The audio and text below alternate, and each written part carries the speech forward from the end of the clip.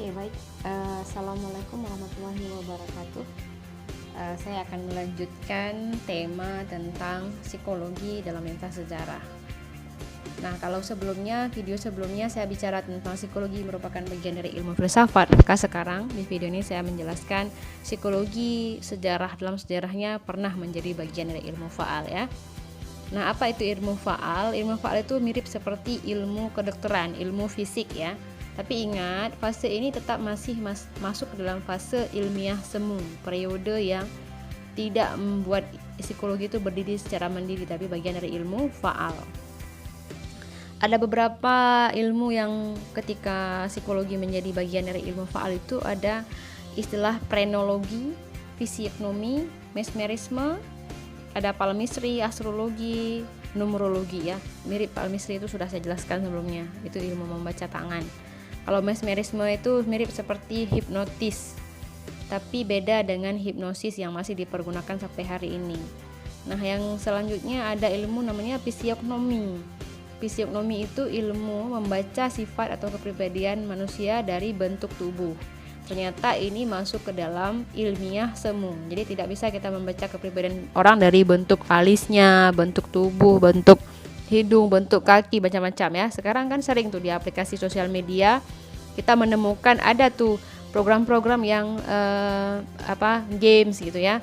Ayo temukan kepribadian Anda dari bentuk alis, macam. Itu namanya ilmu fisiognomi. Dan ternyata ilmu fisiognomi ini merupakan bagian dari istilahnya pseudosainsnya psikologi. Tidak ilmiah ya, ataupun ilmiah semu. Atau ada awalnya itu ada ilmu prenologi. Ahli-ahli faal, ahli kedokteran sebelumnya itu mulai membagikan, katanya di dalam otak manusia itu ada 42 fakultas yang masing-masing fakultas itu ada sifat tersendiri, mengatur sifat tersendiri ya. Nah, ini prenologi, nanti bisa dibaca secara panjang ya. Prenologi itu penggagasnya ada, salah satunya ada Franz Joseph Gall. Dia itu dokter dan profesor anatomi. Jadi sebelumnya kalau psikologi itu merupakan bagian dari ilmu filsafat, di sana ada ahli filsafat. Di tahap keduanya ada banyak keterlibatan dokter dan ahli-ahli anatomi ya, sehingga psikologi menjadi bagian dari ilmu faal.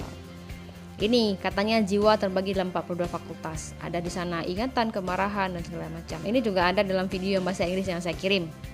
Jadi dasar pemikirannya tentang psikologi itu penelitian di bidang kedokteran ya. Psiognomi tadi saya juga sudah sebutkan, ahlinya ada Kaiser Lambertsu ya. Dia mengatakan kepribadian tercermin dari raut muka dan sifat di bawah sejak lahir ya, bentuk tengkorak, tubuh segala macam. Ini mesmerisme. Ahlinya ada James Briggs, seorang dokter berasal dari Skotlandia, dan juga ada di sana nanti bapak psikolog analisa, ada Sigmund Freud. Nah, selanjutnya nanti Sigmund Freud ini yang akan menjadi ahli tetap ya, yang menetap berkembang dalam psikologi sampai hari ini. Ini mesmerisme ini dulu masih masuk ke dalam prasains, tapi kemudian dikembangkan oleh Sigmund Freud. Nanti kita akan lihat materi di pertemuan ke depan tentang perspektif psikologi setelah dia resmi menjadi ilmu psikologi. Salah satunya ada perspektif psikoanalisa ya.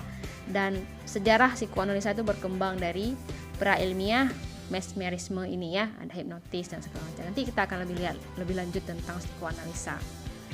Astrologi, numerologi ini semuanya tidak ilmiah, saya sudah pernah jelaskan juga di video sebelumnya.